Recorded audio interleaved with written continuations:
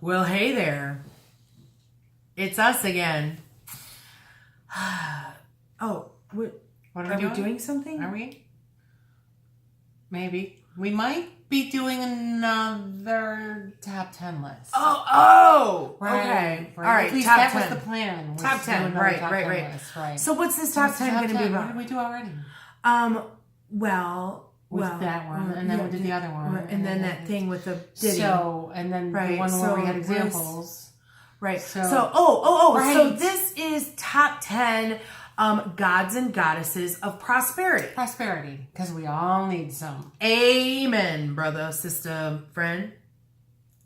Right? Something. So, in no particular order. Right.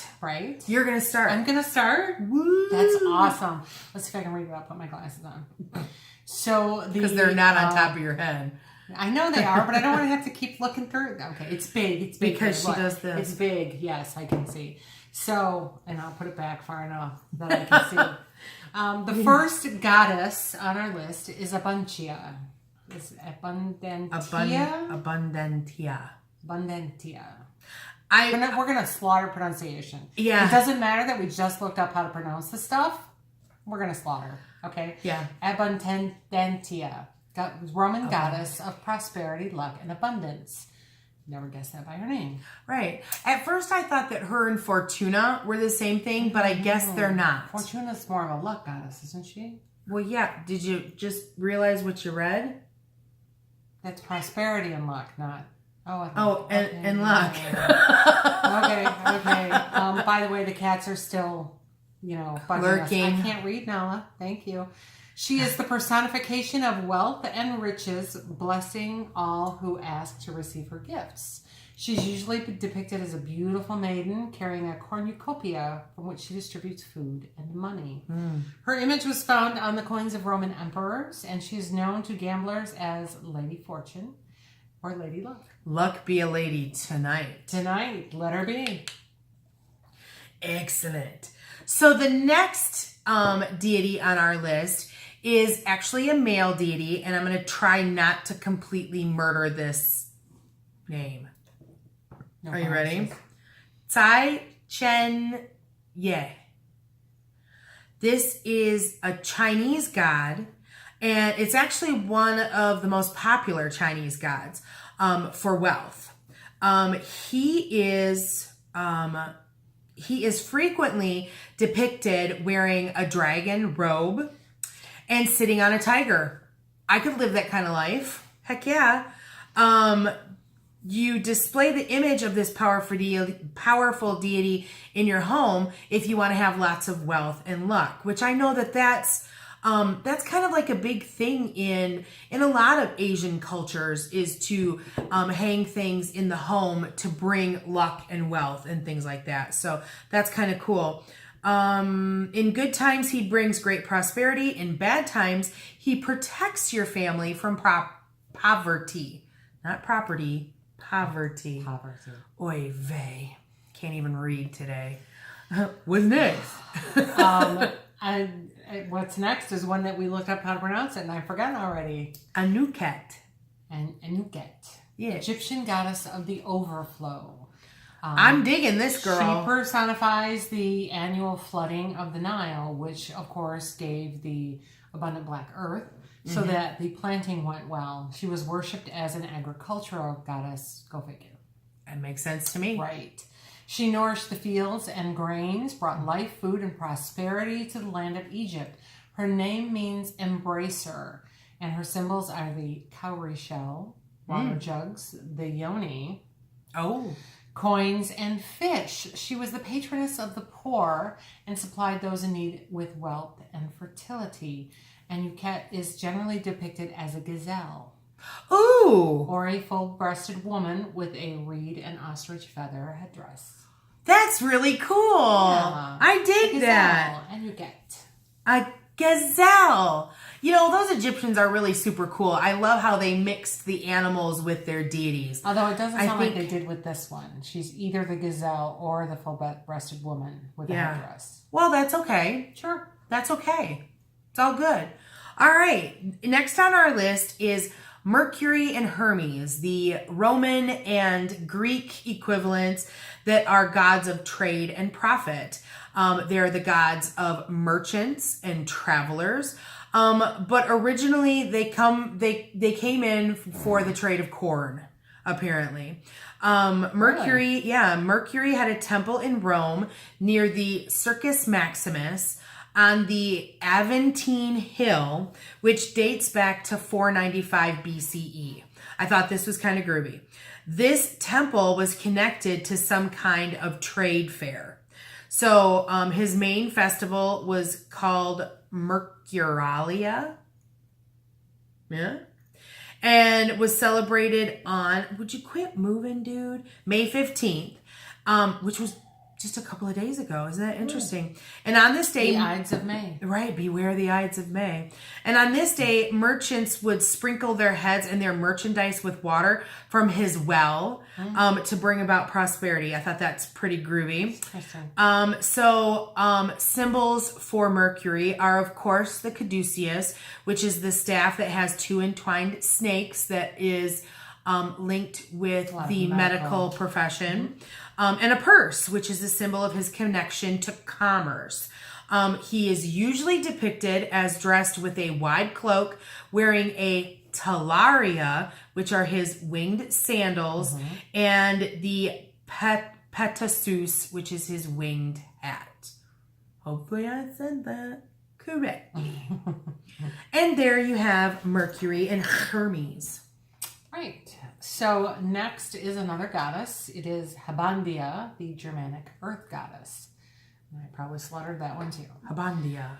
Throughout Northern Europe, Habondia was worshipped as a harvest deity, granting abundance and prosperities to fields, crops, and herds. Infinitely generous, she promotes growth in all areas of life. And it's interesting how the goddesses of prosperity are also agricultural deities. I like that. It makes sense because for ancient peoples, your prosperity a lot of time was measured by could you feed yourself or not? You know, by the agriculture. Yeah, for sure. That makes complete sense. So next on our list is Veles. And Veles is the Slavic god of cattle and horned livestock. Veles kind of is a precursor, some think. I believe I've read somewhere that he may or may not have been Odin to the Slavic people that was kind of brought into the Norse, or a brother, things like that. He became associated with commerce, wealth, and prosperity. Merchants often sealed their agreements by swearing upon his name. And legal documents sometimes concluded with oaths to Veles. Let's see. I have a plethora of information here, so we're going to try to skip through some of it and just give you the highlights. After the Christianization of the Slavs, Veles' identity was absorbed into the new religious order in several ways. In some places, he disappeared altogether. In others, he's depicted as the devil. And that's because he is often portrayed with horns, much like Cernunnos or Hern. So yeah, I thought that was kind of groovy about him. Yeah, I'll just leave it at that. He's pretty cool. Okay. Back to the goddesses. Inari. She is the Japanese goddess of wealth and a protector of the soil and patron.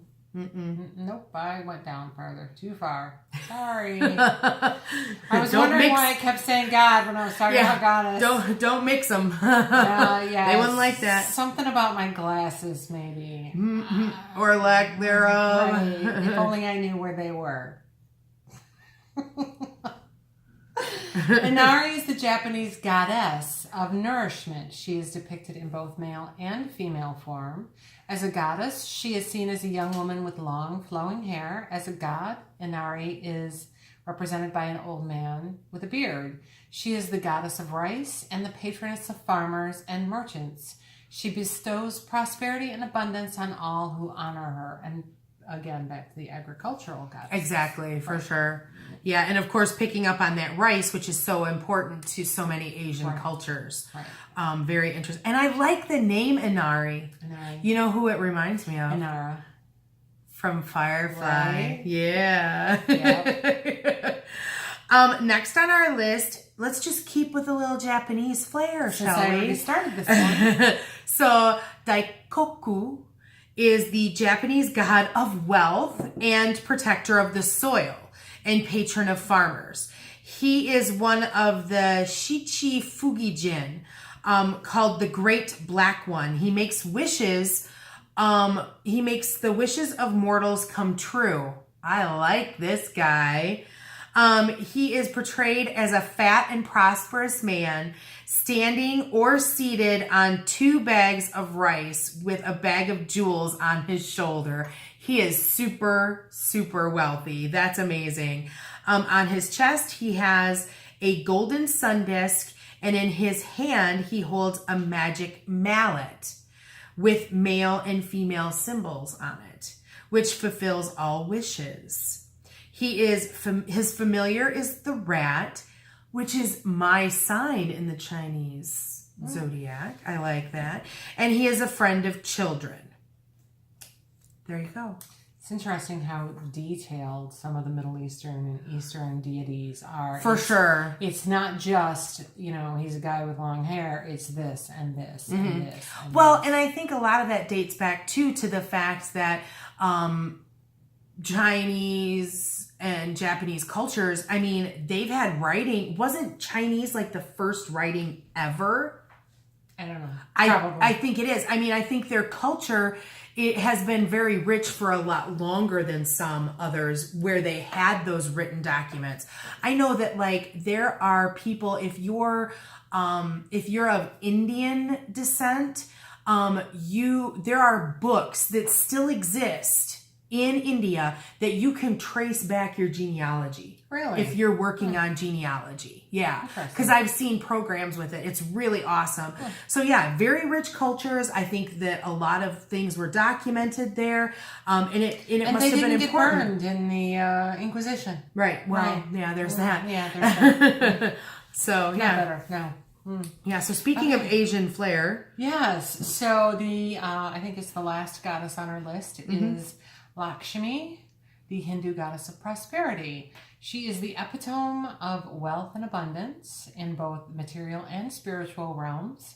She rules prosperity in all its forms and widely bestows her gifts to those who are open to receive them.